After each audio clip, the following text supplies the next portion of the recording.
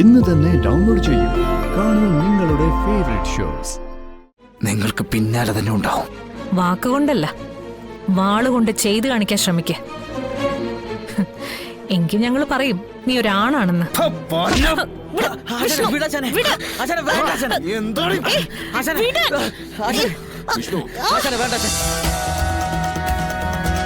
$15 കോടി 19 ലക്ഷം 3 തരം.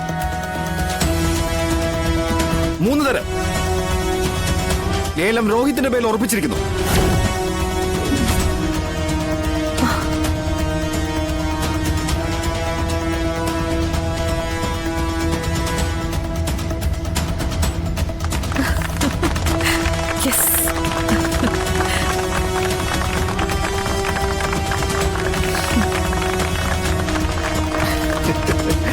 കൺഗ്രാറ്റുലേഷൻസ്.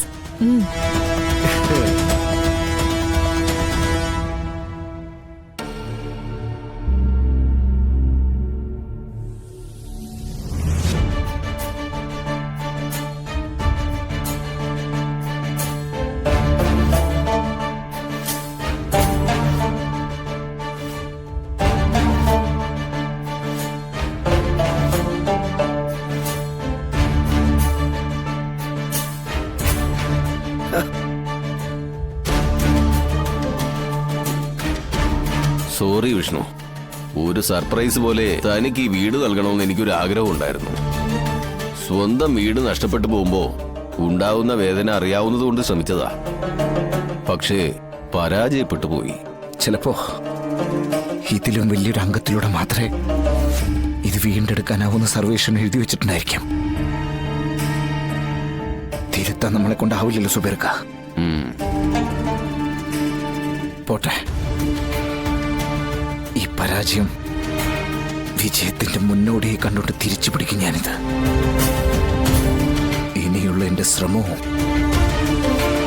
അതിനു വേണ്ടി മാത്രമായിരിക്കും.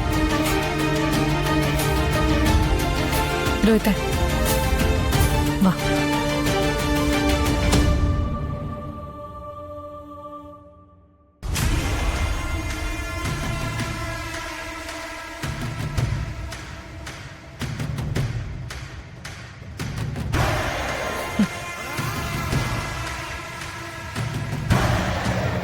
ഈ വീട്ടിലൊരു അടിമയെ പോലെ കഴിഞ്ഞ ഇവൻ ഇന്ന് ഈ വീടിന്റെ അമരക്കാരനാ.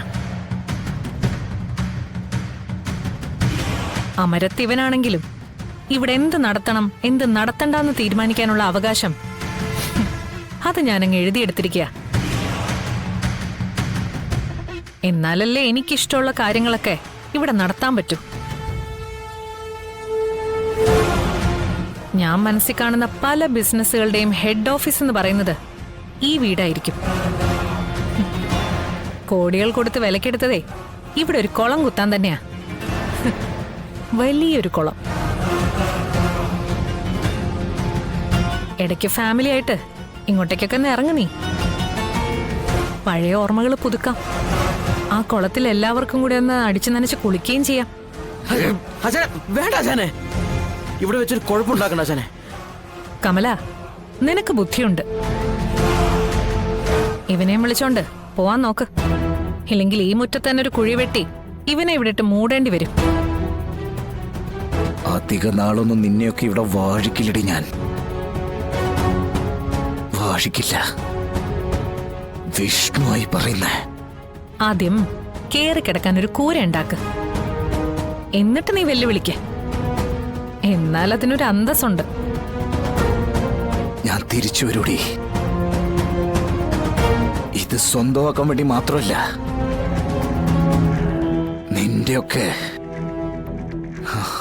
നിന്റെയൊക്കെ അന്തകനാകാനും ഞാൻ വരും. എണ്ണി വെച്ചോ ഇനിയുള്ള ദിവസങ്ങള്. അത് എനിക്കും വിലപ്പെട്ടതാ, നിങ്ങൾക്കും വിലപ്പെട്ടതാ. മരിക്കാതിരിക്കാനായി നിങ്ങളും കൊല്ലാൻ ശ്രമിച്ചുകൊണ്ട് ഞാനും. നിങ്ങൾക്ക് പിന്നാലെ തന്നെ ഉണ്ടാവും. വാക്കുകൊണ്ടല്ല, വാളുകൊണ്ട് ചെയ്തു കാണിക്കാൻ ശ്രമിക്ക. എങ്കിൽ ഞങ്ങൾ പറയും നീ ഒരാണാണെന്ന്. എന്താണ്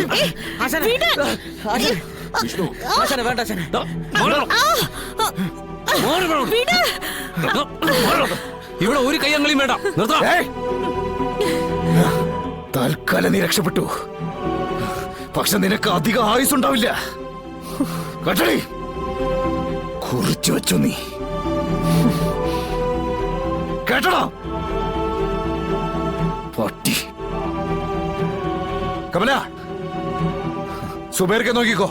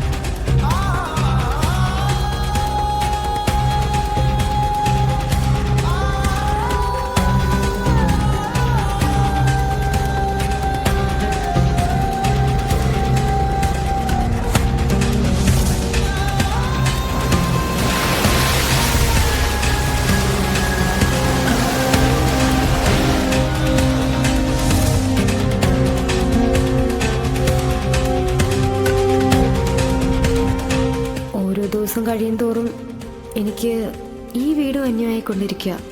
എല്ലാവരിലും ഒരകൽച്ച പോലെ. ഞാനിവിടെ ഒരു അധികം പറ്റായിട്ട് മാറിക്കൊണ്ടിരിക്കുകയാണോ? അതോ എൻ്റെ തോന്നലാണോ?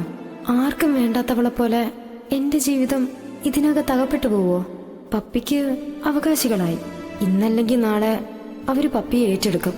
എൻ്റെ സങ്കടങ്ങൾക്കും വേദനകൾക്കും കുഞ്ഞീച്ചയ്ക്ക് ഒരു പക്ഷേ ഇനിയും എന്നെ സഹായിക്കണമെന്ന് തോന്നിയേക്കാം. പക്ഷേ വിഷ്ണുവേട്ടനത് ഉൾക്കൊള്ളണമെന്നില്ല. പപ്പി എന്നിൽ നിന്ന് അകലും. രോഹിത്ത് എന്നിൽ നിന്ന് അകന്നു പോയതുപോലെ പപ്പിയും എന്നിൽ നിന്ന് അകന്നു പോവും. ഞാൻ ഒറ്റയ്ക്കാവും.